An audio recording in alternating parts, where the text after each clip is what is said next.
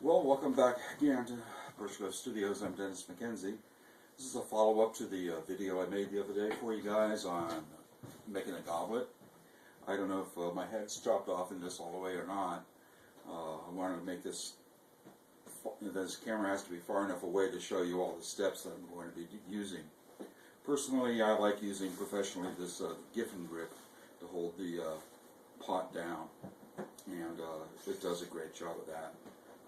I teach you guys how to use the coils, which is a standard method, but these Giffen grips really come in handy if you're doing a lot of trimming, and they take a lot of the work out of it in time. They're a big time saver.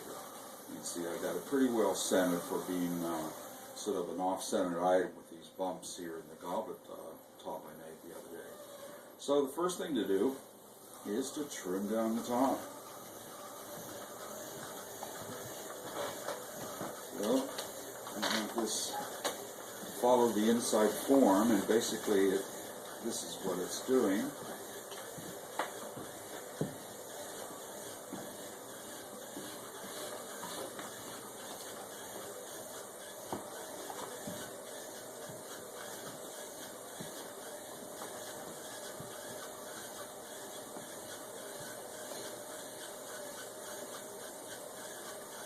I hope we don't go through the side or anything. I do want to check and see how far in it is. So, try to remember where that went. And take a look here and see and feel the depth. Yeah, it goes to a pretty fine point, and there's a bunch here that can be taken off. So we're still safe. So this is pretty good. Pretty good. Good enough for this. So sometimes I'll switch around to different tools. I'm starting to chatter with the round tool. And it's kind of doing this here too with this. So what I'll do here is cut the side down by hand a little bit. Because it just gets worse sometimes when this happens. Pretty soon you're bouncing up and down like this on it. It shouldn't really be happening like that. So kind of clean this up a little bit by hand and see what happens.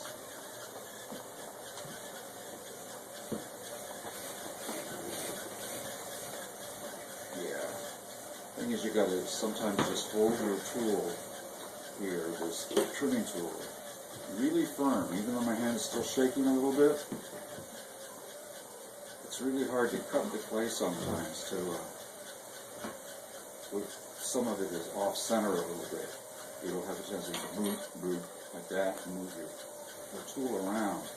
So I'm really keeping my arms tight to my legs, my left arm tight to my side, and my thumb here, and on the forward part of the tool here, holding it very, very steady as I possibly can to get away from that slightly off-centered lump we have going there. So, this is about it. We'll check it one more time, see if some of it's too thick so it isn't too heavy to hold it. Let's see. That's good, that's good. It feels pretty good. So, good. The next part is I'll turn my wheel off so nothing nasty happens. And then I will get a paint can.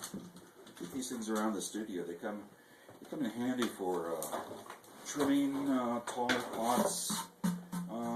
Sometimes, getting taller pots up higher where you can view them like this. Let's see.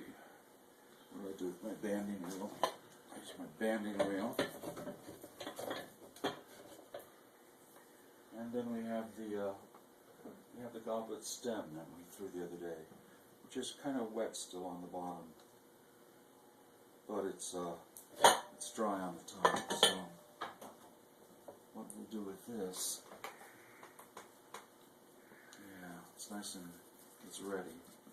I'll wet the top, even though it's leather hard, I really want this to bind well with the upper part of the goblet stem, so I'll score this area really well with a multi-scratcher tool I made out of 3 needles and duct tape them together. I'm using this tool for decades. It aids in swiftness of putting things together. So, next what we want to do, set that aside, just take some slip and saturate this a little bit with it. Okay, now we're going to see where this is going to fit, roughly here about like so. So that sort of shows me where it's going to be on the goblet. So I'm going to score this area here, a little overscore, like this, this,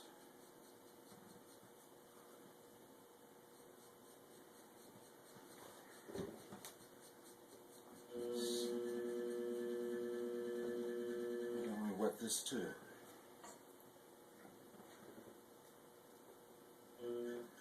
So this is where the banding wheel comes in handy. Take the banding wheel and put it on top of the paint bucket. Stick my goblet top on there. The goblet top looks not to be quite as round as it could be. And then I set the goblet on top of the what do you call the base of the thing? Goblet stem. And then I get my eyeball down low like this so that I can look at the top rim here, and as I turn the banding wheel, I can see if it's on there straight or not. If it turns nice and evenly, and I look at it like this and turn it like so, and make sure it looks straight, and it does. So, then I start to just push a little bit on these guys here. Start pushing down. Check again. Then what I like to do, let's see if I can do this. Move this guy out of the way. Just turn this upside down. Holding it like so.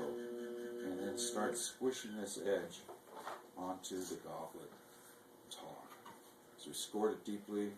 And I added some extra water to make the edge here extra soft. So what I'm doing is squeezing this and pushing this together so that they make a good joint and won't come apart. Done correctly, it'll never break at the point where it is attached. Push it down, just work my way around it. That's why you want the top here to be softer than than when it was just sitting there fresh out of the bag or whatever. I want the top of the goblet stem to be a little on the soft side so that you can push down without breaking it, so it adheres to the goblet cup.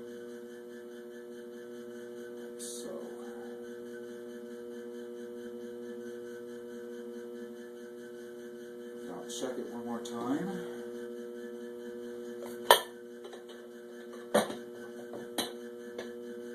that up by the rings pretty much and take a look at it. It looks a little crooked. Yep, it's a little crooked. So what we do is we just sort of bend it back a little bit. Still a little crooked.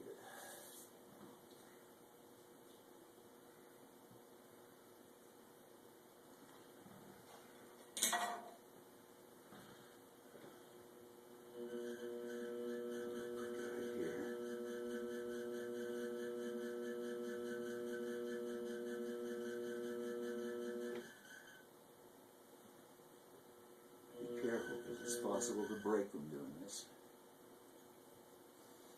I'd like to have the tops of them again, like I said, soft.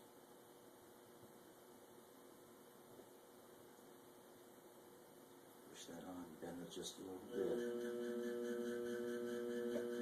And then, if you feel that's good enough, which it is, wet your finger and rub out the marks you made with the multi-scratching tool. Just like this, just go along here with the tips of your finger. Sort of reach in.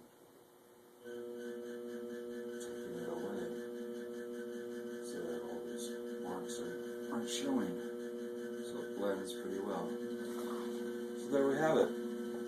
One goblet. I call these heroic goblets because they're so big and have a real tall stem.